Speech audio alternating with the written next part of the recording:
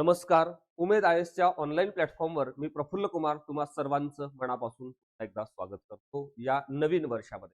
जाता जाता 2025 या वर्षानं आपल्या सगळ्या शासनामध्ये काम करणाऱ्या बंधू भगिनींसाठी सुवर्ण संधी दिली आहे राजपत्रित अधिकारी होण्याची. आता त्या सगळ्या संदर्भानं या सगळ्या मंडळींनी फॉर्म भरलेला आहे डिपार्टमेंटल सीडीपीओचा आणि 2026 मध्ये आतापर्यंत आपण एक नॉन गॅजेटेड कॅडरमध्ये महाराष्ट्राची सेवा करत आलो.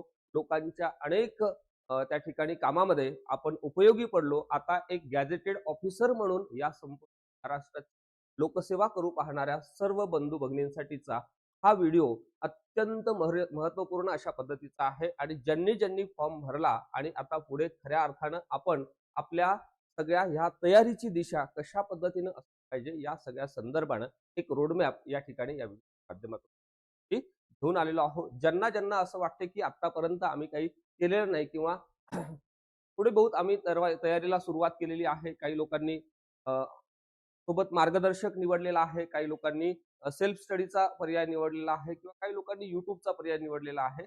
अशा सगळ्या मंडळींसाठी कुठेतरी हा जो संपूर्ण सेशनचा भाग आहे हा निश्चितपणे तुम्हाला एक पथदर्शक अशा पद्धतीचा असणार आहे, एक डायरेक्शन देणार आहे, एक दिशादर्शक देणार आहे ही गोष्ट लक्षात. म्हणून आता इथून संपूर्ण जो भाग आहे तो आपण व्यवस्थितपणे डिस्कस करणार आहोत. यामध्ये आपल्याला जो काही पेपर आहे तो कशा पद्धतीने होणार आहे आणि पेपरसाठी आपण काय केलं पाहिजे, महाराष्ट्र लोकसेवा आयोगाने ह्या पेपरसाठी आपल्याला काही टप्पे दिले आहे का आणि त्या दोनही टप्प्यावर जी 2 टप्पे आपल्याला दिलेली आहेत त्या दोन्ही टप्प्यावर कशा पद्धतीने आपली रणनीती असली पाहिजे, ते पुस्तकं आपण वापरले पाहिजे किंवा त्या सगळ्या संदर्भाने अभ्यास करत असताना काय काळजी घेणं गरजेचं आहे, परीक्षेचं स्वरूप कशा पद्धतीचं असणार आहे, मुलाखतीच्या स्वरूपामध्ये काय काय आपण आपल्या अँगलने बदल करणं अपेक्षित आहे, महाराष्ट्र लोकसेवा आयोगाची मुलाखत कशा पद्धतीने आणि फायनली आपल्याला राजपत्रित अधिकारी होण्यास या परीक्षेच्या संदर्भानं काय काय करावं लागणार आहे ते संपूर्ण या सेशन आपण डिस्कस करणार आहोत. ही गोष्ट लक्षात घ्या. आता जाता जाता मी तुम्हाला म्हणतोय की 2025 एक खूप मोठी संधी दिली, मात्र ही संधी सर्वांसाठीच नाही, त्यासाठी आपल्याला निश्चितपणे तशा पद्धतीचे प्रयत्न सुद्धा करावे लागणार आहे. काही गोष्टींचा निश्चितपणे आपल्याला त्याग करावा लागणार आहे, कारण कंपॅरेटिव्हली आपण जर पाहिलं तर खूप मोठी जाहिरात सुरुवातीला आपल्याला वाटते आहे. 258 पदं ही खूप मोठी आहे, मात्र मी तुम्हाला म्हणेल की 258च्या तुलनेनं कितीतरी फॉर्म त्या काळामध्ये भरून झालेले आहेत. त्या 2 वेळेस महाराष्ट्र लोकसेवा आयोगाने कुठेतरी डेट एक्सटेंड केली आणि वेगवेगळ्या लोकांना त्या ठिकाणी फॉर्म भरण्याचे अलर्ट केलेलं होतं आणि युट्यूबमुळे, इंटरनेटमुळे, वेगवेगळ्या मार्गदर्शकामुळे तुमच्यापर्यंत ही संपूर्ण माहिती व्यवस्थितपणे पोहोचली. आता इंटरनेटचं युग आहे, कम्प्युटरचं युग आहे, 21वे शतक आहे, एआयचं युग आहे आणि या युगामध्ये आपण त्याला काय म्हणतो की अलर्टनेस फार प्रचंड वाढलेला आहे. त्यामुळे फॉर्मची संख्या सुद्धा तुलनेनं आतापर्यंत झालेल्या वेगवेगळ्या डिपार्टमेंटलच्या परीक्षेच्या निश्चितपणे जास्त असणार आहे. आता फॉर्मची सुद्धा संख्या जास्त आहे. इंटरनेटमुळे एक मोठी क्रांती झाली. पुण्यातलं नॉलेज असू द्या, मुंबईतलं नॉलेज असू द्या, जगभरातलं नॉलेज आपल्या घरात बसून ते अक्वायर करता येतं. त्यामुळे तुलनेनं कॉम्पिटिशन लेवल जे आहे ते एका समान पातळीवर आहे. मग या सगळ्या समान पातळीवर आलेल्या कॉम्पिटिशनच्या संदर्भानं आपल्याला या परीक्षेमध्ये यश मिळवायचं असेल आणि आपल्या कुटुंबाची जबाबदारी, प्रशासनाची जबाबदारी, लोकांच्या प्रती असलेलं आपलं जे काही कर्तव्य आहे ते कर्तव्य पार पाडत असताना हा महाराष्ट्र शासनाचे वेळोवेळी आलेले नवनवीन उपक्रम लोकांपर्यंत सोबतच शासनानं अचानकपणे दिलेली अतिरिक्त जबाबदारी सुद्धा स्वीकारून आपल्याला या परीक्षेची तयारी करायची आहे आणि आपल्याला गॅजेटेड ऑफिसर कॅडरमध्ये पोहोचायचं आहे. त्या सगळ्या तुमच्या त्याला आपण म्हणतो की यशासाठी, तुमच्या प्रवासासाठी पहिल्या प्रथम मी तुम्हाला शुभेच्छा देतो. आणि आता जाऊ आपण आपल्या मुख्य भागाकडे. आता इथे महाराष्ट्र लोकसेवा आयोगाने आपल्याला काही बाबी सांगितलेल्या आहेत. त्यामध्ये नंबर 1 आपण काय काय करणं अपेक्षित आहे हे मी तुम्हाला सांगतो. आता ही जी डिपार्टमेंटल सीडीपीओची परीक्षा आहे, या डिपार्टमेंटल सीडीपीओच्या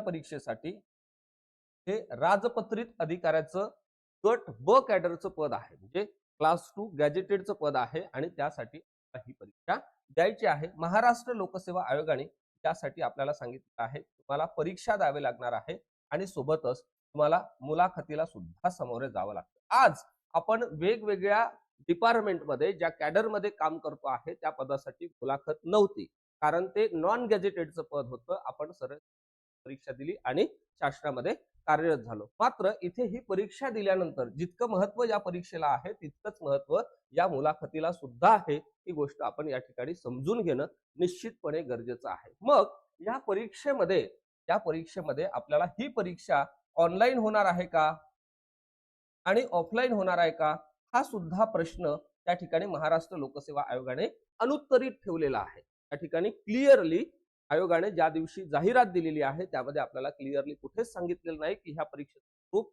हे ऑफलाईन असेल, पारंपरिक असेल किंवा ऑनलाईन असेल, म्हणजे सीबीटी असेल, कॉम्प्युटर बेस्ड अशा पद्धतीची असेल. हे आम्ही नंतर तुम्हाला वेळोवेळी आपल्या वेबसाईटच्या माध्यमातून सूचना देऊन तुम्हाला सांगू असं त्या ठिकाणी क्लिअरली सांगितलेलं आहे. आता ह्या परीक्षेमध्ये सुद्धा 2 टप्पे दिलेले आहेत, म्हणजे पेपर 1 चा एक भाग आणि पेपर 2 चा एक भाग. आणि ह्या पेपर 1 मध्ये 100 प्रश्न, पेपर 2 मध्ये 100 प्रश्न आणि इथे 200 गुणांसाठी हा पेपर असेल आणि इथे सुद्धा 200 गुणांसाठी. मुलाखतीसाठी दिलेलं वेटेज हे 50 गुणांचं आहे. म्हणजेच काय, तर हे पूर्णतः तुमची प्रोसेस 450 गुणांची आहे. गोष्ट लक्षात. आता 450 गुणांच्या तयारीसाठी मग महाराष्ट्र लोकसेवा आयोगाने आपल्याला काही अभ्यासक्रम दिलेला आहे का, तर निश्चितपणे दिलेला आहे. पेपर 1 साठी ठराविक अशा पद्धतीचा अभ्यासक्रम दिलेला आहे. पेपर 2 साठी सुद्धा ठराविक अशा पद्धतीचा अभ्यासक्रम दिलेला आहे आणि मुलाखतीसाठी काही अभ्यासक्रम वगैरे नसतो. ऑफिसर लाईक क्वालिटीज मध्ये कोणकोणत्या गोष्टी येतात त्याची तयारी आपण निश्चितपणे या माध्यमातून करून घेणार आहोत. तुम्हाला कुठेच काही चिंता बाळगायची आवश्यकता नाही. मुलाखतीच्या टप्प्यानं कोणालाही महाराष्ट्रभरातून काही अडचण आल्यास मी इथे तुम्हाला शेवटी कॉन्टॅक्ट नंबर सुद्धा देणार आहे. तिथे निश्चितपणे तुम्ही संपर्क करू शकता आणि आपल्या या सगळ्या प्रदीर्घ अनुभवाचा तुम्ही सुद्धा लाभ घेऊन महाराष्ट्र शासनामध्ये एक राजपत्रित अधिकारी म्हणून निश्चितपणे सेवा देऊ शकता. आता या सगळ्या परीक्षा योजनेच्या संदर्भानं पेपर 1 मध्ये काय आहे, पेपर 2 मध्ये काय आहे आणि मुलाखतीला काय असणार आहे, या सगळ्या बाबी आपण स्टेप बाय स्टेप. आता परीक्षा म्हटल्यानंतर बुक्स आले, त्यासाठी आलेलं मार्गदर्शन. म्हणजे काय होतं की प्रत्येकच गोष्ट आपल्याला येते का, तर निश्चितपणे येत नाही. मात्र काही लोकांनी आपल्याला त्या जर गोष्टी समजावून सांगितल्या तर क्लिअरली येत. बराचसा असा पार्ट असतो की तो आपल्याला सहज येतो आणि काही पार्ट असा असतो की तो आपल्याला येत नाही किंवा त्या सगळ्या विषयाच्या संदर्भानं आपण अनभिज्ञ असतो किंवा तो विषय हाताळलेला नसतो. असाही सिलेबसमध्ये काही पार्ट या महाराष्ट्र लोकसेवा आयोगाने दिलेल्या डिपार्टमेंटल सीईओच्या संदर्भानं निश्चितपणे तुम्हाला लक्षात आलेला असेल. आता आपण जाऊ महाराष्ट्र लोकसेवा आयोगाने दिलेल्या सिलेबसच्या पॉइंटकडे. आता इथे दिलेली आहे परीक्षा योजना. ही परीक्षा योजना पहिल्यांदा आपण समजून घेऊ. तुम्हाला आता काय काय करावं लागणार आहे ती पहिल्यांदा परीक्षा योजना समजून. परीक्षेमध्ये आपल्याला सांगितलेलं आहे की परीक्षेचे टप्पे आहे. नंबर 1 चा टप्पा लेखी परीक्षा 400 गुणांसाठी आहे आणि मुलाखत आपल्याला दिली आहे 50 गुणांसाठी आणि या दोनही टप्प्यावर आपल्याला खूप चांगल्या पद्धतीनं काम करावं लागणार आहे, ही गोष्ट लक्षात. इथे सांगितलेलं आहे सांकेतिक 203 मध्ये विषय दिलेला आहे मराठी, इंग्रजी, सामान्य ज्ञान, शासनाशी संबंधित निवडक कायदे आणि संस्था. हे सांगितलेलं आहे आपल्याला पेपर 1 साठी आणि पेपर 2 साठी पदाच्या कर्तव्यासाठी आवश्यक असलेलं ज्ञान. आता हा जो पेपर 1 आहे यामध्ये मराठी सांगितलेला आहे, जिचा दर्जा 12वी लेवलचा असेल आणि याचं माध्यम मराठीच असेल. इंग्रजीच्या बाबतीमध्ये सुद्धा इथे इंग्रजीतूनच हे सगळे प्रश्न असतील. इंग्रजी विषय भाषेच्या बाबतीमध्ये असल्यामुळे हे दोन्ही विषय भाषेचे आहे, ही गोष्ट लक्षात घ्या. आणि मात्र इंग्रजीच्या बाबतीमध्ये आपल्याला दर्जा सांगितला आहे पदवीचा. म्हणजे तुलनेनं मराठीपेक्षा इंग्रजीच्या प्रश्नांची हार्डनेस हे निश्चितपणे जास्त असेल, कारण त्या ठिकाणी स्टँडर्डनेस मेंटेन ठेवलेला आहे दर्जेच्या बाबतीमध्ये. पुढे आपल्याला सांगितलेलं आहे सामान्य ज्ञान. यामध्ये कोणकोणते विषय आहेत ते आपण पुढे पाहूच. इथे डिटेलमध्ये दिलेला आहे. इथे दर्जा सांगितलेला आहे आपल्याला पदवीच्या बाबतीमध्ये.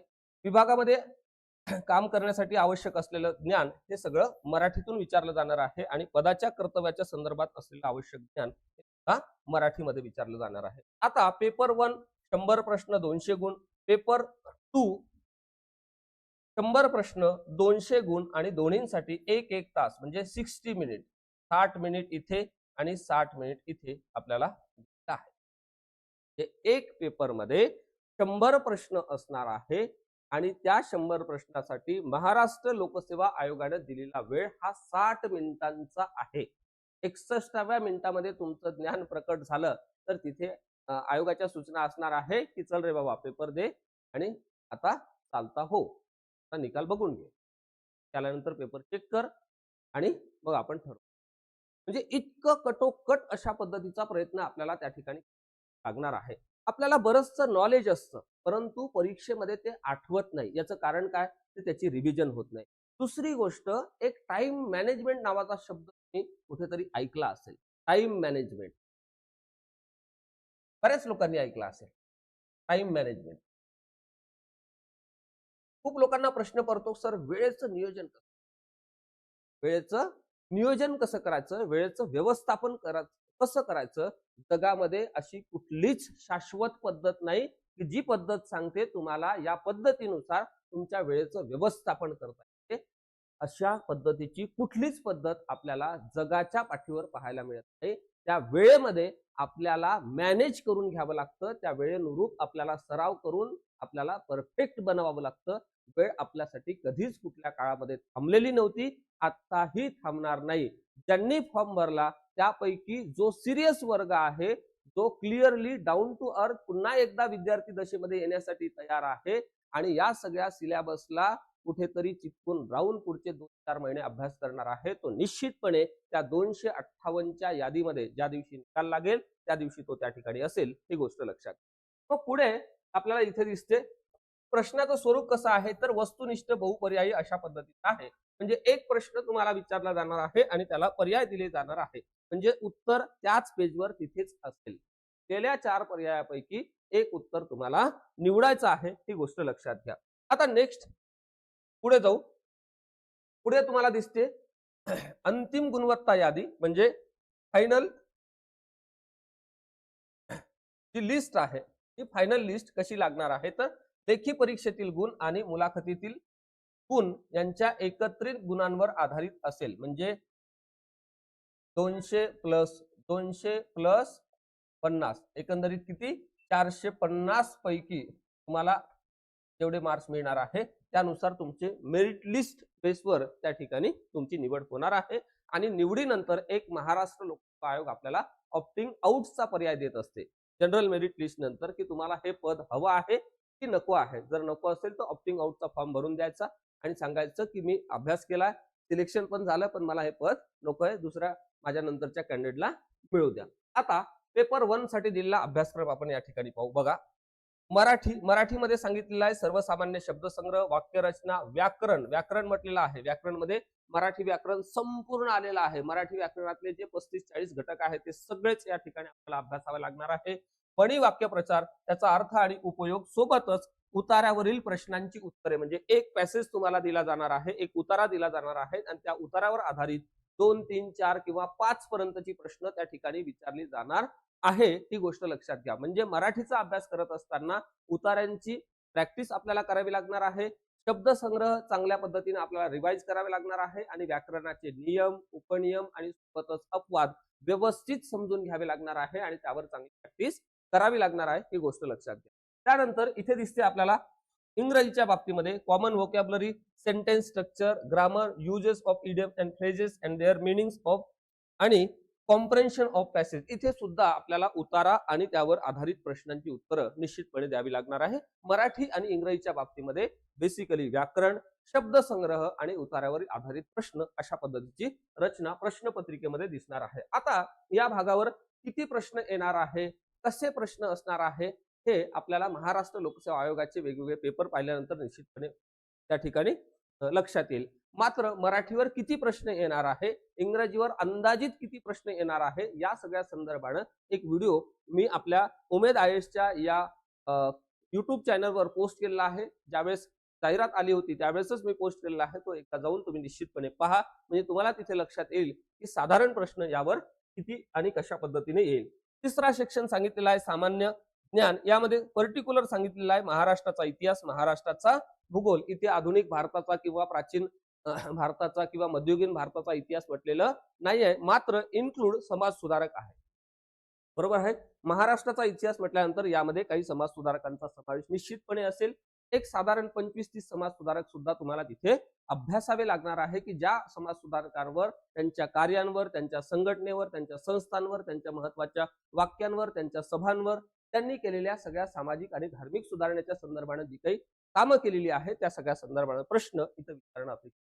आणि सोबतच इथे महाराष्ट्राचा भूगोल आपल्याला म्हटलेला आहे. इथे कुठे प्राकृतिक भूगोल, जगाचा भूगोल, भारताचा भूगोल असा पद्धतीचा उल्लेख नाही. म्हणजे महाराष्ट्राच्या इतिहासाच्या संदर्भानं आणि महाराष्ट्राच्या भूगोलाच्या संदर्भानं सामान्य ज्ञानामध्ये आपल्याला प्रश्न विचारणं अपेक्षित आहे. त्यानंतर इथे दिसते तुम्हाला गणित, बुद्धिमत्ता आणि चालू घडामोडी या विषयाच्या बाबतीमध्ये तुम्हाला माहिती असेल की तुम्ही या अगोदर सुद्धा अभ्यास करत असताना या विषयाशी फॅमिलियर होतात, म्हणून तुम्ही आज शासनामध्ये कार्यरत आहात. मात्र इथे जो काही दर्जा असणार आहे हा सरळ सेवेच्या परीक्षेसारखा नसणार, ही गोष्ट लक्षात घ्या. एमपीएससीच्या परीक्षांचा दर्जा आणि सरळ सेवेचा दर्जा यामध्ये अशा पद्धतीचं अंतर आहे, ही गोष्ट लक्षात. हे सगळं आपण पेपर 1च्या बाबतीमध्ये पाहतोय, ही गोष्ट लक्षात. अजून आपला सिलेबस कंप्लीट झालेला नाही. ठीक आहे. पुढे 4 मध्ये आपल्याला सांगितलेलं आहे शासनाशी संबंधित निवडक कायदे आणि संस्था. आता यामध्ये WCD डिपार्टमेंटच्या संदर्भामध्ये आणि महाराष्ट्र शासनाच्या संदर्भानं महत्वाचे सगळे बेसिकली कायदे आपल्याला पाहावे लागणार आहे. काही महत्वाच्या संस्था सुद्धा आपल्याला या 4 घटकांतर्गत अभ्यासावे लागणार आहे. त्यानंतर इथे माहितीचा अधिकार अधिनियम 2005 ॲज अपडेटेड, बरोबर आहे, म्हणजे जो की अपडेट झालेला आहे. त्यानंतर महाराष्ट्र राज्य लोकसेवा अनुसूचित जाती जमाती, विमुक्त जमाती, भटक्या जमाती, विशेष मागास प्रवर्ग व इतर मागास प्रवर्ग यांचे आरक्षणाकरिता अधिनियम 2001. त्यानंतर महाराष्ट्र लोकसेवा हक्क अधिनियम 2015, ज्याला आपण सेवा हमी कायदा म्हणतो. शासकीय कर्मचाऱ्यांच्या बदल्यांचे विनियमन व शासकीय कर्तव्य पार पाडताना होणाऱ्या विलंबास प्रतिबंध अधिनियम 2005. शासनाची विधिविषयक कामकाज चालवण्याची नियमावली 1984. त्यानंतर राज्य महिला आयोग पब्लिक दिलेला आहे. आर्थिक महिला विकास महामंडळ, हे दोन्ही घटक आपल्याला व्यवस्थितपणे करावे लागणार आहे. मानवी हक्क आयोग, राज्य बाल हक्क संरक्षण आयोग असं आपल्याला या ठिकाणी दिलेला आहे पेपर 1च्या बाबतीमध्ये, ही गोष्ट लक्षात. आता हा पेपर 1चा पार्ट जर आपण पाहिला, तर इथे तुम्हाला माहिती आहे की बेसिकली मराठीसाठी एक पुस्तक आपल्याला अभ्यासावं लागणार आहे. सोबतच मराठीमध्ये 2-3 घटक आहे की त्यामध्ये कमीत कमी व्याकरणासाठी एक पुस्तक आणि शब्दसंग्रहासाठी एक पुस्तक आपल्याला अभ्यासावं लागणार आहे. इंग्रजीच्या बाबतीमध्ये सुद्धा सारखंच आहे. महाराष्ट्राच्या इतिहासाच्या बाबतीमध्ये एक छोटंसं पुस्तक आपल्याला अभ्यासावं लागणार आहे. महाराष्ट्र भूगोलाच्या बाबतीमध्ये अभ्यासावं लागणार आहे. गणिताच्या बाबतीमध्ये तेच करावं लागणार आहे आणि बुद्धिमत्तेच्या बाबतीत सुद्धा तेच. आणि वर्षभरातल्या सगळ्या चालू घडामोडीच्या संदर्भानं एक पुस्तक आपल्याला फार चांगलं निश्चितपणे अभ्यासावं लागणार आहे. इथे जे सगळे अधिनियम दिलेले आहे किंवा रूल दिलेले आहे, या सगळ्या अधिनियमाच्या संदर्भानं सुद्धा आपल्याला ज्याला आपण बेअर ऍक्ट म्हणतो, जे की मूळ आहे, ओरिजिनल आहे, ते त्या ठिकाणी अभ्यासावे लागणार आहे.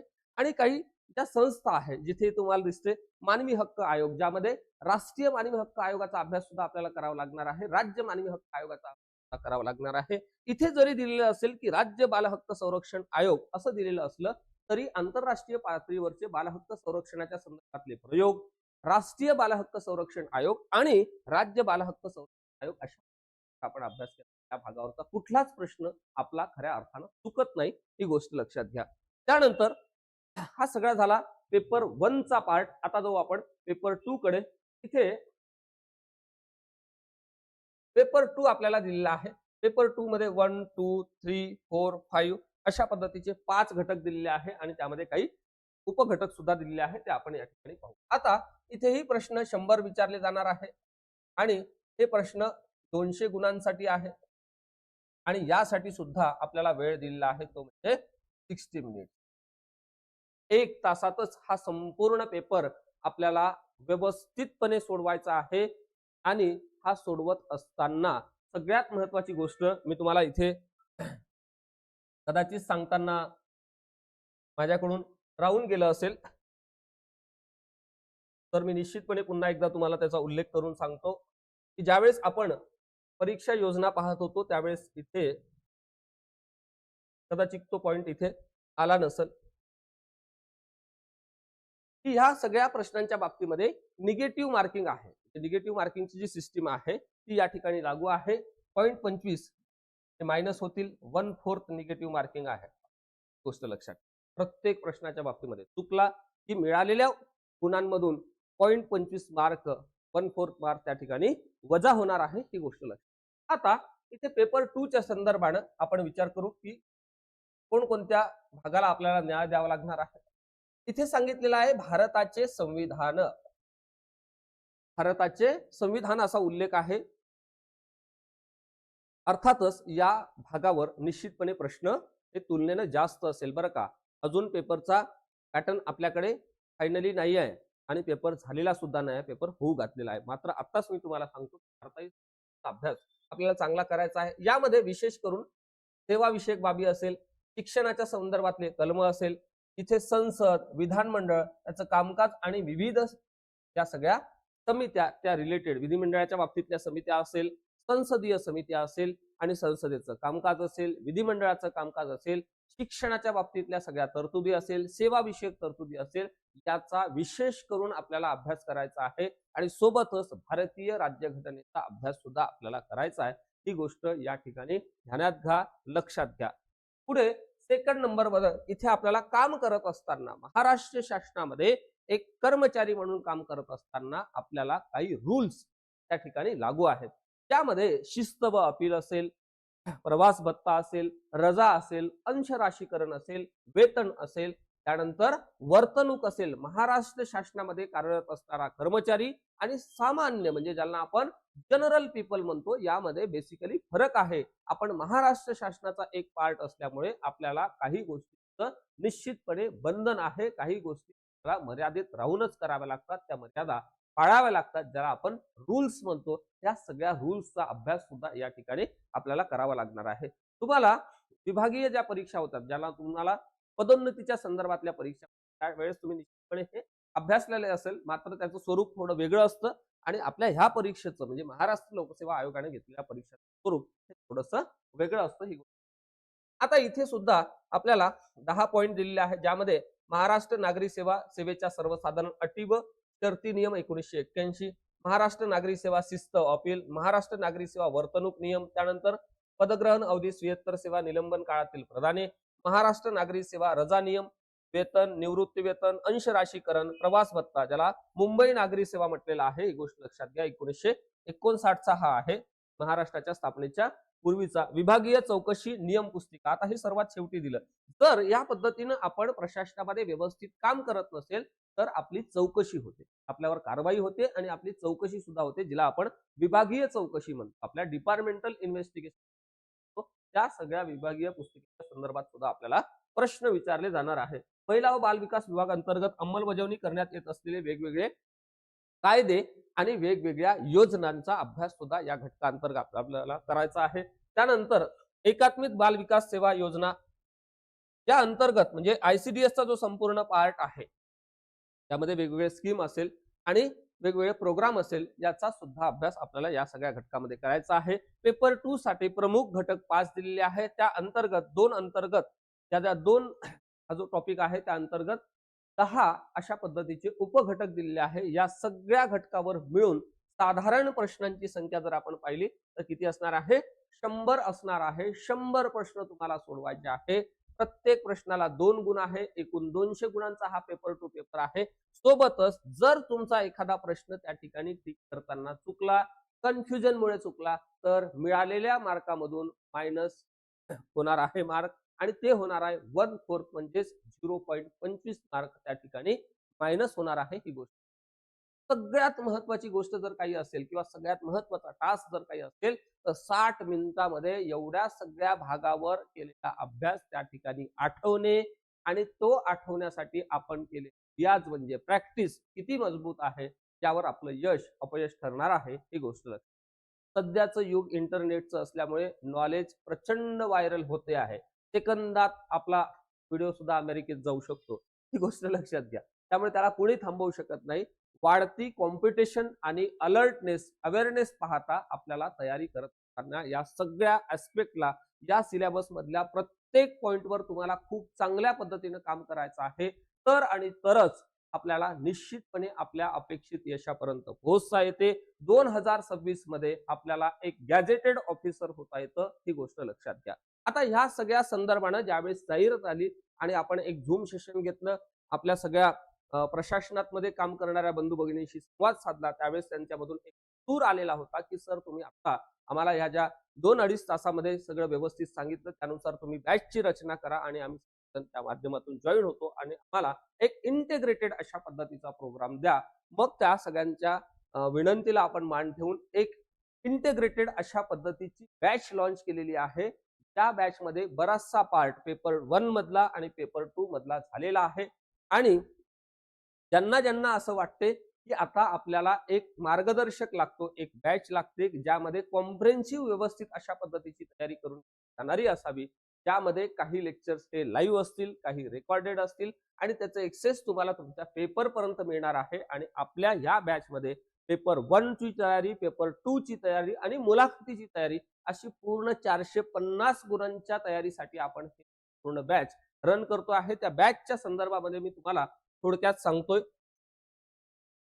बघा, आता एक गोष्ट इथे लक्षात घ्या, साधारण ह्या सगळ्यांसाठी एक जरी पुस्तक वाचलं, एक पुस्तक म्हणजे एका विषयासाठी एकच बरं का, म्हणजे मराठीसाठी एक, इंग्रजीसाठी एक, गणितासाठी एक, बुद्धिमत्तेसाठी एक, बरोबर आहे, चालू घडामोडीसाठी एक, महाराष्ट्राच्या इतिहासासाठी एक, महाराष्ट्राच्या भूगोलासाठी एक, संविधानासाठी एक पुस्तक, असं जरी कलेक्ट केलं तरी माझ्या अंदाजानुसार साधारण 30 ते 32 पुस्तकं वाचावी लागतात, कमीत कमी एक जरी म्हटलं तरी. आणि या बॅचच्या संदर्भानं मी भरपूर सारं कंटेंट माझ्या नजरेखालून घातलं. भरपूर साऱ्या कंटेंटमध्ये काही लूपहोल्स राहून गेलेले आहे, काही ठिकाणी एरर्स आहे, काही ठिकाणी चुका आहे आणि काही ठिकाणी ज्याला आपण काय म्हणतो की ती फुलफिल करत नाही.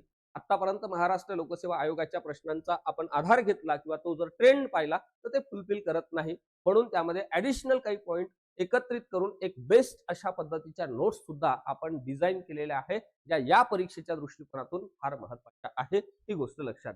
आता पुढे बघा, ही आपली बॅच आहे आणि इथे मी तुम्हाला सांगितलेलं आहे की आपले काही सेशन्स हे लाईव्ह होतील आणि काही रेकॉर्डेड असतील आणि हे तुम्ही जर त्या वेळेमध्ये अवेलेबल नसाल किंवा अटेंड करू शकणार नसाल तर सेम लेक्चर तुम्हाला आपल्या ऍप्लिकेशनमध्ये रेकॉर्डेड स्वरूपामध्ये असते. त्या ठिकाणी तुम्हाला तुमच्या वेळेनुसार, तुमच्या सवडीनुसार तुम्हाला ते पाहता येते, कितीही वेळा पाहता येते. जनरली आपल्या बाकी बॅचेसच्या बाबतीमध्ये आपण व्ह्यू लिमिट ठेवतो, मात्र या बाबतीमध्ये आपण व्ह्यू लिमिट ठेवलेली नाहीये. ही गोष्ट या ठिकाणी लक्षात घ्या, कारण तुम्हाला प्रशासनाचं काम करत असताना शासनाचं एखादं अचानक आलेलं काम सुद्धा करावं लागतं आणि तुमच्या कुटुंबाची जबाबदारी सुद्धा तुम्हाला उत्कृष्टपणे सांभाळायची आहे. हे सगळं आम्ही ध्यानात घेऊन इथे या पद्धतीनं अशा पद्धतीची बॅचची रचना केलेली आहे, ही गोष्ट लक्षात. आता हे जे काही रेकॉर्डेड लेक्चर असतील किंवा लाईव्ह लेक्चर आहे, याचं जे एक्सेस आहे तुम्हाला तुमच्या परीक्षेपर्यंत असणार आहे, ही गोष्ट या ठिकाणी लक्षात घ्या. आता या बॅच मध्ये आपण काय काय देतोय ते सुद्धा मी तुम्हाला एकदा व्यवस्थितपणे सांगतो. नंबर 1, इथे शिकवणाऱ्या सगळ्या मंडळींचा परीक्षा देण्याच्या आणि टीचिंगचा फार जास्त काळातला एकदम व्यवस्थित अशा पद्धतीचा अनुभव आहे. बऱ्यापैकी पार्ट हा मी स्वतः शिकवतो आहे आणि सोबतच माझ्यासोबत काही सहकारी मित्र आहेत. त्यामध्ये सूरज गावडे सर आहे, ज्यांची रँक आता 41 आली आहे. महाराष्ट्र लोकसेवा आयोगाच्या परीक्षेमधून 2024च्या परीक्षेमधून त्यांची रँक 41 आली आणि त्यांना गट विकास अधिकारी किंवा सहाय्यक आयुक्त राज्यकर अशा पद्धतीचं पद मिळू शकते. इतरही माझे सहकारी आहेत. सोबतच संपूर्ण सिलेबस आपण या ठिकाणी कव्हर करतो आहे. सगळ्यात महत्वाची गोष्ट म्हणजे तुम्हाला या परीक्षेसाठी रिव्हिजनसाठी ज्या काही नोट्स लागणार आहेत त्या पीडीएफ स्वरूपामध्ये तुमच्या ऍप्लिकेशनमध्ये अवेलेबल होऊन जाणार आहे. तिथून त्याची प्रिंट काढायची, आपले सगळे लेक्चर व्यवस्थित पाहायचे, विषय समजून घ्यायचा, विषयाचं गांभीर्य समजून घ्यायचं आणि विषयामधल्या सगळ्या कन्सेप्ट समजून घ्यायचा. कुठे प्रश्न येतो, कसा प्रश्न येतो, कसा प्रश्न आला, कशा पद्धतीचा प्रश्न येऊ शकतो, त्या सगळ्या कंटेंटवर आधारित याच्या सगळ्या शक्यतांचा व्हिडिओ पाहायचा, विषय समजून घ्यायचा, विषयाच्या संदर्भाने दिलेली नोट्सची व्यवस्थित अशा पद्धतीने रिव्हिजन करायची आणि ती रिव्हिजन झाल्यानंतर सगळ्यात महत्वाची गोष्ट आहे ती म्हणजे टॉपिक टेस्टची. टॉपिक टेस्ट सुद्धा घेतो, म्हणजे जसं की महाराष्ट्राचा भूगोल झाला, महाराष्ट्राच्या भूगोलावर आधारित आपण एक घेतो, महाराष्ट्राचा इतिहास झाला त्यावर आधारित एक टेस्ट घेतो आणि एक आपली कॉम्प्रिहेन्सिव्ह टेस्ट सुद्धा असणार आहे. त्यामध्ये पेपर 1 चा संपूर्ण सिलेबस, पेपर 2 चा संपूर्ण सिलेबस अशा पद्धतीने आपण याची तयारी करू. आणि काही बाबतीमध्ये आपण ज्या काही फॅक्च्युअल बाबती आहे, म्हणजे प्रत्येकच विषयाच्या बाबतीमध्ये नाही, जो भाग क्लिष्ट आहे त्या ठिकाणी आपण एमबीटी नावाची टेस्ट. कारण असं याचं नाव आहे MBT म्हणजेच मेमरी बेस्ड टेस्ट. एक प्रश्न तुम्हाला त्या ठिकाणी दिलेला असतो आणि त्या प्रश्नाच्या संदर्भाने रिकामी जागा सोडलेली असते. तुम्हाला मेमराईज करायचं आहे, की मी व्हिडिओ सुद्धा सरांचा पाहिलेला आहे, लेक्चर अटेंड केलेला आहे, नोट्सची रिव्हिजन सुद्धा केलेली आहे. मात्र ह्या प्रश्नाचं उत्तर मला आता आठवते का? काही प्रश्नांची उत्तरं आपल्याला अगदी तोंडपाठच झाली पाहिजे. हा या MBT कंडक्ट करण्यामागचा खरं तर उद्देश आहे. ही गोष्ट लक्षात घ्या. तुम्हाला मुलाखतीला सामोरे जात असताना, मुलाखतीला किंवा आपण इंटरव्ह्यूला जवळपास मला वाटतं तुम्हाला इंटरव्ह्यू नव्हतीच, त्यामुळे तुमचा तो एक्सपिरियन्स बऱ्यापैकी लोकांचा नसेल. मात्र इथे कुठेही काही घाबरण्याची आवश्यकता नाही. मुलाखतीची तयारी सुद्धा आपण इन डिटेलमध्ये व्यवस्थित करून घेणार आहोत. मात्र तिथे काही प्रश्न व्हिज्युअल बेसचे सुद्धा असतात आणि तशा पद्धतीचे प्रश्न समजा आपल्याला कव्हर करायचे असेल तर आपल्याला ही MBT सुद्धा त्या ठिकाणी व्यवस्थितपणे करावी लागणार आहे. ही गोष्ट लक्षात घ्या. आता या सगळ्या संदर्भाने मी तुम्हाला सांगितले 30-32 पुस्तकं आपल्याला कमीत कमी अभ्यासावे लागणार आहे. तुम्ही जर एक व्यवस्थित हा सिलेबस घेऊन बसलात आणि तुम्ही जर टिक केलं की मराठीसाठी एक, इंग्रजीसाठी एक, इतिहासासाठी एक, भूगोलासाठी एक, मॅथ्ससाठी एक, रिझनिंगसाठी एक, बरोबर आहे, चालू घडामोडीसाठी एक आणि ह्या सगळ्या कायद्यांचे PDF, त्यामधले सगळे नियम, बरोबर आहे, त्यामधले सगळे कलम आणि त्यांची एक क्वांटिटी जर काढली तर खूप मोठा ढीग अशा पद्धतीने होतो. तरी ते फुलफिल होईल का सांगता येत नाही. बरोबर आहे. वेगवेगळ्या आतापर्यंत झालेल्या सगळ्या परीक्षांचा अनुभव पाहता परीक्षेच्या बाबतीमध्ये, प्रश्नांच्या बाबतीमध्ये एक स्टँडर्डनेस आहे ही गोष्ट. आणि आपली एक बॅच सुरू होऊन साधारण 1 महिना झालेला आहे. ज्यामध्ये भरपूर सारे लेक्चर्स आता अवेलेबल आहे. ज्यांना असं वाटते की त्या सगळ्या परीक्षेच्या तयारीच्या संदर्भाने आम्ही फॉर्म भरलेला आहे, मात्र आम्हाला या सगळ्या परीक्षेच्या बाबतीमध्ये गाईडन्स लागते, त्यांनी निश्चितपणे जर पद मिळवायचं असेल तर आणि तरच या बॅचच्या संदर्भाने तुम्ही विचार करा.